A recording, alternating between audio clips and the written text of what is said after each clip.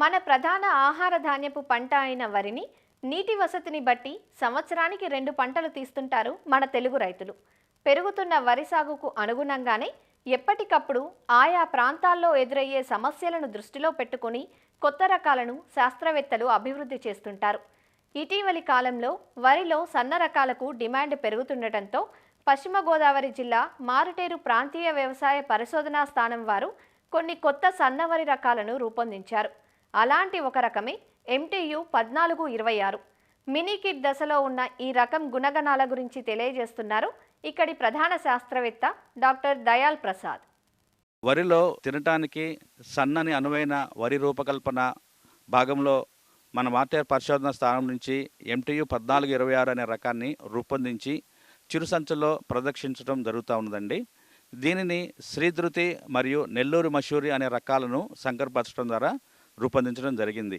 ఇది సుమారు 120 సెంటీమీటర్ల ఎత్తు కలిగి 17 నుంచి 21 టిల్లర్స్ కలిగి ఉంటుంది. దీని సుమారు కంకి 25 నుంచి 30 సెంటీమీటర్ల పొడవు కలిగి 450 నుంచి 500 గింజలు కలిగి ఉంటుందండి. ఇది సార్వాలో 130 రోజులు కాలపరిమితి కలిగి ఉంటుంది. అదే దాల్వా విషయానికి వచ్చేస్తే 125 రోజుల కాలపరిమితి కలిగి సుమారు 35 నుంచి 40 బస్తాల దిగుబడిని ధాన్యాన్ని ఇస్తూ ఉంటుంది. ఇక గింజ విషయాన్ని మనం గమనించినట్లయితే ఇది పొట్టి సన్న గింజను కలిగి ఉంటుంది. దీని 1000 గింజల బరువు 13.2 గింజలుగా నమోదు చేయడం జరిగింది. ఈ రకంలో గింజ 2 వారాల నిద్రావస్థ కలిగి ఉంటుంది. ఈ రకము అగ్గి తెగులను మరియు మెడవిరుపు తెగులను తర్వాత ఆకు ఎండు తెగులను కూడా సమర్థవంతంగా తట్టుకుంటుంది.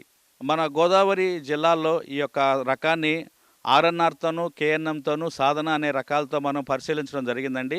వీటిలో సుమారుగా ఇది ఆ రకాల కంటే 25% అధిక దిగుబడులు ఇవ్వడం గుర్తించడం జరిగింది. అంతేకాకుండా ఈ రబీలో మనము 11-21కి బదులుగా ఈ రకాన్ని వేసుకుంటే ఇది ఆ రకానికన్నా 10 రోజులుగా ముందుగా మనకి పక్వానికి వచ్చి 5 నుంచి 10% ఎక్కువ దిగుబడి రావడానికి వచ్చినట్లుగా మనం గుర్తించడం జరిగింది. ఈ యొక్క గింజలు మనం గమనించినట్లయితే ఇవి తెల్లగా ఉంటాయి, పట్టు తెలుపు లేకుండా ఉంటాయండి.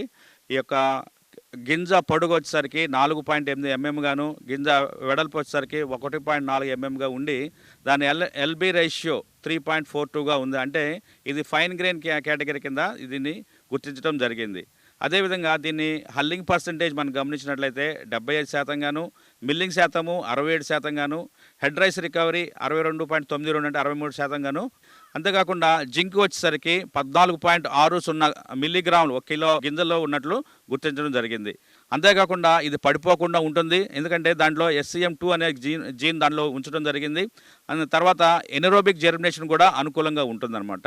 తర్వాత ఏమైనా చలి కానీ ఏమన్నా ఉన్నా కానీ ఆ చలిని కూడా తట్టుకునే జీన్స్ ఈ యొక్క రకంలో ఉండటం వల్ల ఆ చలిని కూడా తట్టుకొని చక్కగా విత్తనం మొలకెత్తి మంచి ఎదుగుదల రావడానికి ఆస్కారం ఉంటుంది. మనం ఎదుగుదల దశలో అంటే టిల్లరింగ్ స్టేజ్లా కానీ రిప్రొడక్టివ్ స్టేజ్లా కానీ ఏమన్నా నీటి ఎద్దడి కానీ ఏమైనా ఉన్నా కానీ వాటిని తట్టుకునే జన్యువులు దీంట్లో ఉండటం వల్ల వాటిని ఆ సమయంలో కూడా సమర్థవంతంగా తట్టుకొని ఎక్కువ దిగుబడిని ఇవ్వడం గుర్తించడం జరిగింది.